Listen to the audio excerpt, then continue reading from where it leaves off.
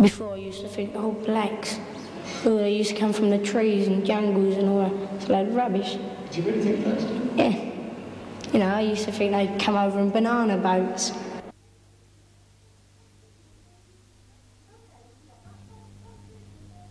Okay, yeah, that's really the main reason that teachers in the English department wanted to do it. Right, so we could look at how people came to be in East London now, because if we look around this classroom, and if we look around East London generally, we can see that people have come from lots of different countries. I think at the beginning, when a group of us actually arrived at school together as English teachers, we all shared a concern that a lot of stuff that was done in classrooms didn't bear much relation to kids' lives outside of school, and didn't have much connection with East London at all. There was very much a gap between school knowledge and the rest of the things that kids are involved with. And we started off, to begin with, trying to break down the divisions to some extent. Now, you all know, I think you all know, what my attitude is to the National Front and the racism. What I'm interested in is what your attitude is. I mean, I'm interested in changing your ideas if you've got racist ideas. But there's no way that those ideas are ever going to be changed unless people, talk about what they think. Obviously, a part of that was the notion that by doing that, you would actually be facing the kids with the multicultural reality of that particular classroom and actually taking on any notions, any racism that they actually had. And so from that, it kind of developed in that first year into a very long course, didn't it? Going all over the world, and it wasn't simply looking at questions of race, but looking at questions of oppression and, the oppression of the working class all over the world, not simply oppression through racism. The slaves have something on their feet, on shoes. Normally slaves would be barefoot, actually, but in certain cases they might make themselves clogs and so on because, after dark and so on, they might work for themselves in certain ways. I've found actually that in one or two instances kids have leapt on, say with 3.0, they've leapt on to conclusions that I hadn't thought they would, long before. Kids were talking about Rhodesia and South Africa, perhaps surprisingly, when we were still talking about the slave trade. How old are you, Steve? I'm 14 and a half. And you live around here? No, I live up Millwall. Isle of Dogs. Why do you come to this school? Because when I was in primary school, come to school, and I like it, so I started. Do you come to school regularly, or do you sometimes take time off? Sometimes take time off. Why is that? The main reasons all depends. Sometimes I don't like the teacher, or sometimes I just don't feel like it. What do you think about the number 3? When did the West Indians start coming into Britain? They say there was 2 waves, the 1930s, 3 waves, 1930s, 1950s, then 60s. With a little encouragement from Enoch Powell, and they was trying to get them back. They come over by the boatload. Yeah. None all the time. That's getting their thing. Yeah, but I bet you see every pack you write. I bet really every pack you see. Why pack there's one or blanks? What about them? Yeah, they're the same. No, they ain't. You just said you like them, didn't you? Yeah, well, there's nothing wrong with them. Well, why ain't they the same as them then? That's awkward though, isn't it? That's awkward, isn't it? It ain't awkward. It is. So, alright, put it this way then. Why else pack these smuggled in, right, and the blacks don't have to pay their fare in? Why you don't have to though. You can get your mates to smuggle in like the package. We were discussing what people thought about different coloured people, and one group said that people think that Africans are uncivilised and savagely. But some groups went into that and found that they don't live savagely and are civilised and live in towns and villages, and they don't do war cries and war dances every night and every morning when they get up or go to bed.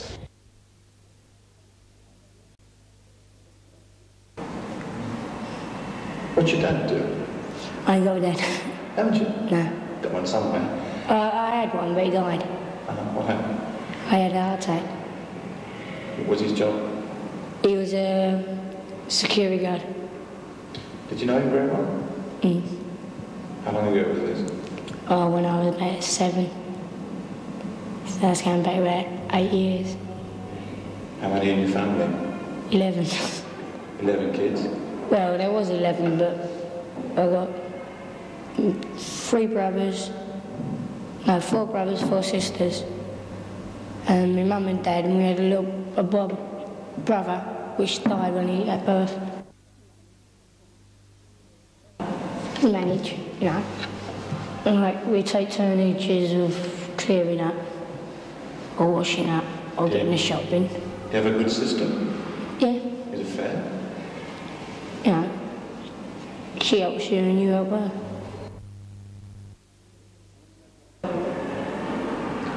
And when your dad comes to school, what do you do? Stay indoors. Bit boring. Yeah. And without saying stores, I up the wage. Up the way? Up it. Up it? Yeah. Truancy, as they put it. What the teachers don't realise is that people who truant, they've got reasons because some people can't spell. Like I have that problem. And I find coming to school and the teacher come down to she'll say to you, right, write a story. And if you can't spell it, it's embarrassing. So you truant. Right, so you're giving the reason for people coming over here. What was that? The first thought only come over here to learn a trade, to bring back summer slaves. As I say, what we'll do, right, with we'll first of all find out what other people think in the class, and then what I want to try to do is to just look at some of the statements you're making, and to decide whether in fact that's true. All right. So I mean, an example here, but the first lot of who? Asians, coloureds, blacks. Coloureds, Asians, blacks only came over to get a trade. Now that's one that I'd like to look at with you. First lot of coloureds, Asians and blacks only came over here to get a trade, yeah? Trade to bring back. But only came over here... Get a trade to bring back their own country. To get a trade to what? To take back to their own country? Yeah, to teach it back in their own country. To teach it back in their own country. Okay. Yes, Stephen? Tell me about a good teacher and a bad teacher. What's the difference? Well, you got a good teacher who, you ask him to help you, and he'll take time on it, discussing. Will you get a bad teacher who'll come up to you and you ask him, he'll say, no, I ain't got the time for that. I've got so many in the class, I've got to help them. My experience has been that, on the whole, you only really have an effect on kids where you've got a good relationship with them, and actually combating racism effectively is almost wholly dependent on having a good relationship with the class and with individual kids. If you haven't got that, then well, there isn't much hope of having any effect whatsoever. Is Irene a good teacher? Irene, yeah. I found she helped me a lot in English. Like, she used to come over and help me. I used to do tapes, because I could find that I could say more on a tape and what I could write down. So I used to tape it and then play the tape back and write it down. And that helped me quite a lot.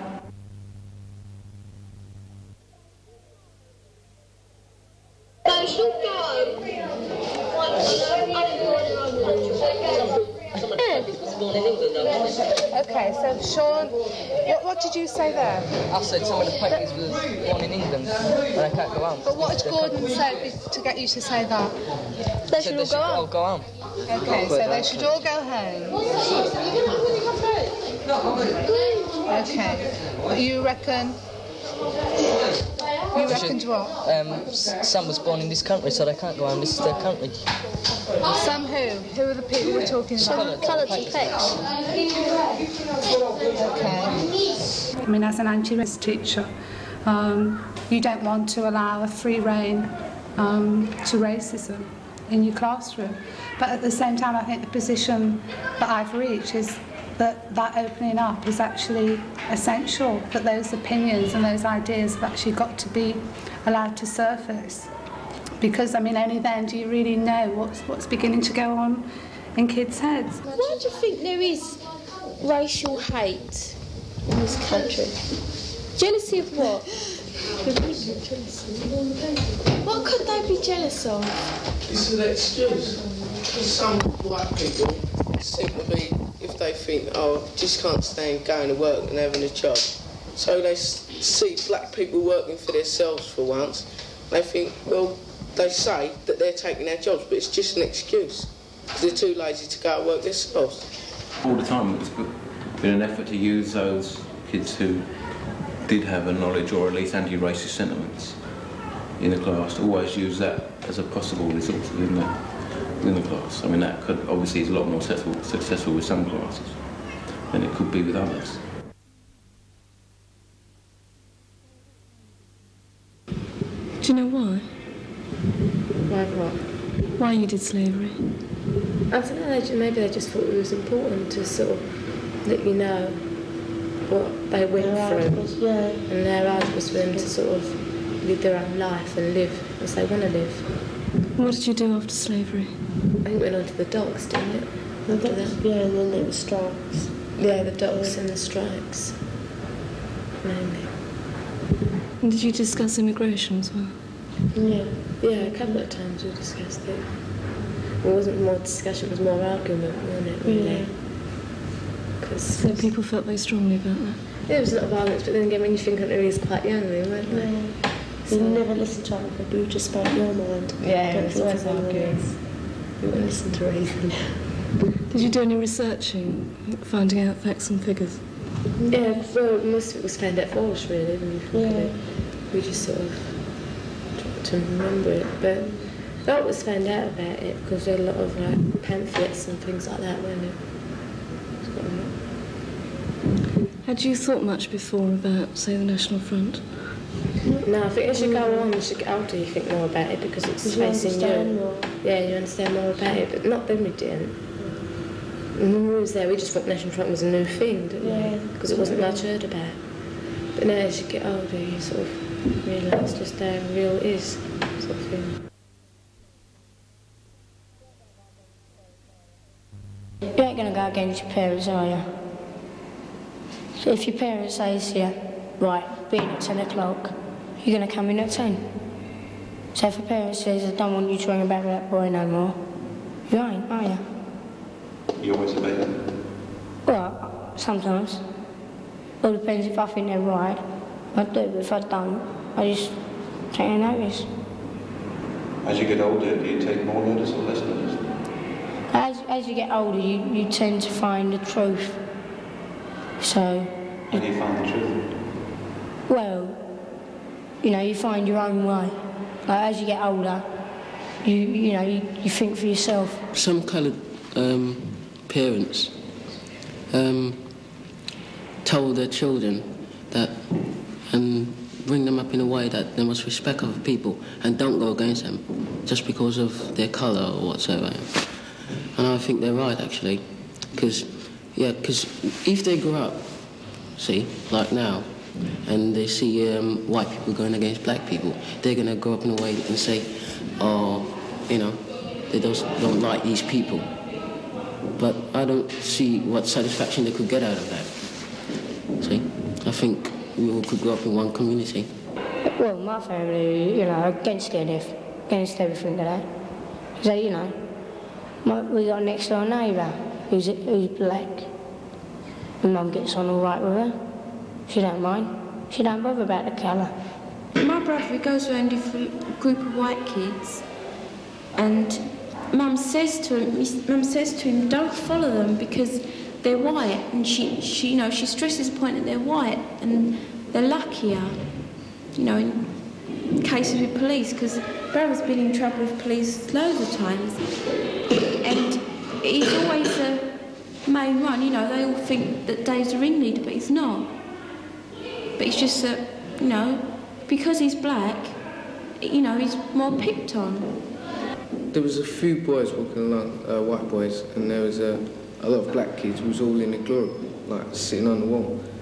And these boys were calling a policewoman names, and then after a while they went away, right? And we said, we'd do that for and all that. And the policewoman walked away. Then 2 police cars speeded around the corner, they stopped. The white boys were still standing there, but they got all up, got our arms behind their backs and that. And mate, he's the biggest one, but he's the youngest. And they were slapping him around the face. And you can't really do nothing about it. I was going to do accountancy, but, I want to do litigation. And I want to be a lawyer or, a black person. Well, not exactly a lawyer, but legal executive and help black people. That's all wrong now, I reckon. Will it ever change? Yeah. Will it be different? No, really. Do you want it to be different? Well, it'd be better off, wouldn't it? Really, if a person can just walk down the street normal, no matter what his colour is.